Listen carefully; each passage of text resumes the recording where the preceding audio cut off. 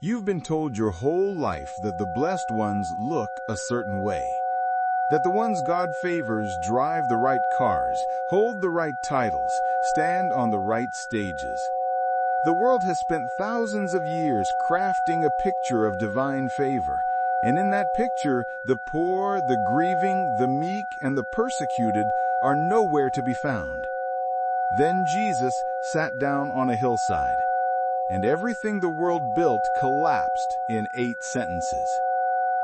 The scene is Galilee, 2,000 years ago. The hillside is not a temple, no gold, no marble, no throne. The people gathered here are not important by the world's measure. Farmers with calloused hands, mothers who buried children, fishermen whose backs ache before 40. The poor in spirit, people so depleted by life that they have nothing left to offer even God but honesty. Jesus sits down. In Jewish tradition, a teacher stands to read the law and sits to deliver his own authority. When Jesus sits, every person on that hillside understands what comes next is his word. Not commentary, his. He opens his mouth and says, "Blessed are the poor in spirit." Not the strong in spirit, not those with their theology together, not those who haven't struggled with doubt or the feeling that God might not be listening. The poor in spirit, the ones who came to the end of themselves and found no more reserves, the ones who couldn't pray anymore and just sat in the silence hoping something was there. He said, "Blessed." Hold that. Don't move past it. If you have ever felt spiritually bankrupt, if you have been in a season so dark that prayer felt like talking to the ceiling, Jesus is not looking at you with disappointment. He is looking at you and saying what he said on that hillside, "Blessed." Not when you get it together, not when the faith returns, right now. In the poverty of your spirit, you are the one he is speaking directly to.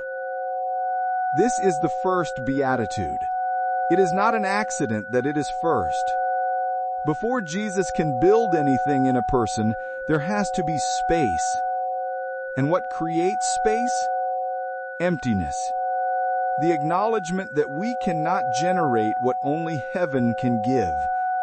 The poor in spirit are the ones who stopped pretending, and in that honesty, the kingdom finds an entrance. He continues, "Blessed are those who mourn. Blessed are the ones still carrying grief, who haven't gotten over it yet, who cry in the car when a particular song plays, who still reach for the phone to call someone no longer there. The world tells you grief has an expiration date, that you should be over it by now. Jesus does not say that. He says, "Blessed are those who mourn, for they shall be comforted."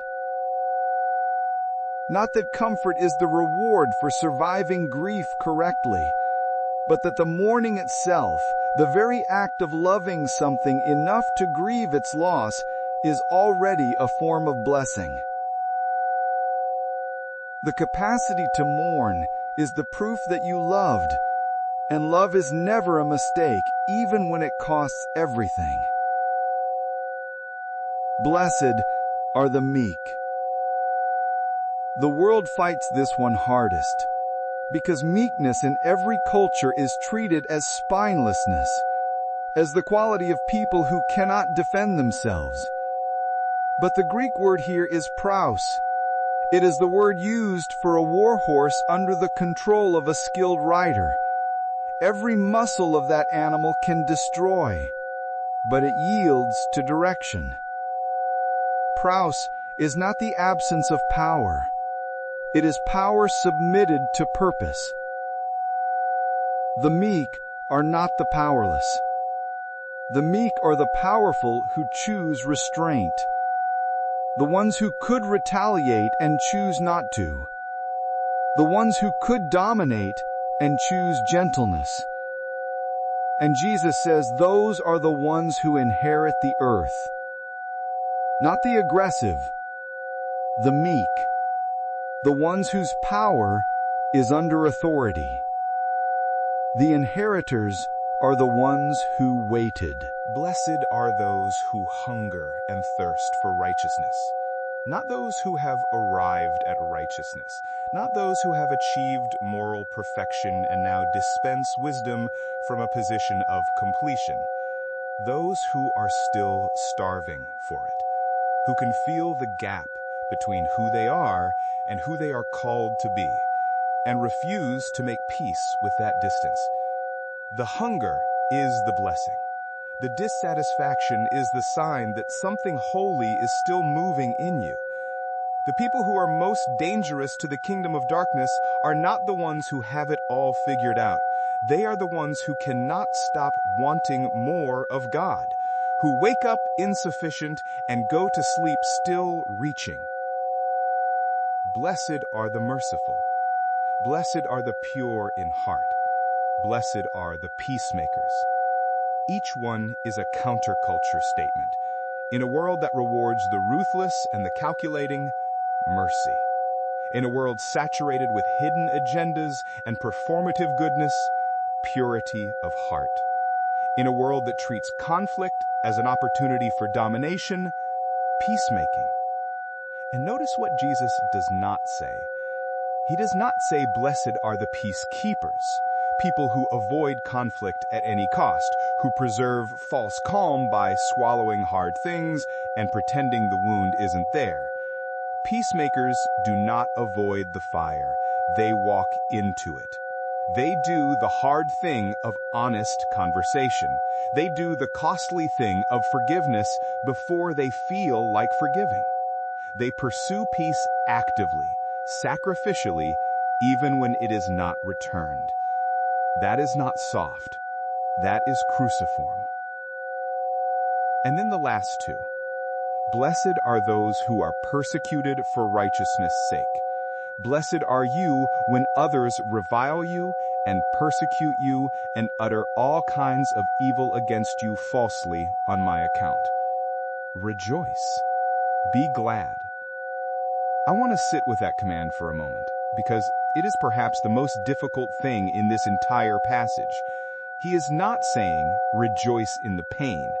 He is not teaching masochism or spiritual bypass. He is telling us something about the company we are in when we suffer for doing right. He says, this is what they did to the prophets before you. You are in the lineage of Jeremiah, thrown into the cistern for speaking truth, of Isaiah, who kept speaking when the kings stopped listening, of every man and woman throughout history who held to something true when the world wanted them to let it go, and paid for that faithfulness with their comfort, their reputation, sometimes their life. When you suffer for doing right, you are not abandoned. You are enrolled. What have you been hiding because the world told you it disqualified you? Your poverty of spirit, your grief, your meekness in a world that rewards aggression, your hunger for more than what your own hands built, your mercy toward those who did not deserve it, your peacemaking that cost you the side that didn't want peace, your suffering for something true. The Beatitudes say, those are not your disqualifications, those are your credentials. I am blessed now, not when I am fixed. I am meek, and my restraint is strength, not weakness. I am hungry for righteousness, and my hunger is holy. I am a peacemaker, not a peacekeeper. I walk into the fire. I am enrolled in the lineage of the faithful. I am warrior. I am blessed. The 741 Hz frequency moving through this space right now is the frequency of expression, of truth spoken with clarity and courage. It is the sound of the prophets. It is the sound of a life that refuses to hide what God has put in it. Let it work in you tonight. If this journey moved you, subscribe to I Am Warrior Frequencies. New sessions every day. Share this with someone the world has overlooked. Support Our Families nonprofit. Donate at ourfamilies.pplx.app or Cash App $OurFamilies321. We are blessed. We are warriors. See you tomorrow.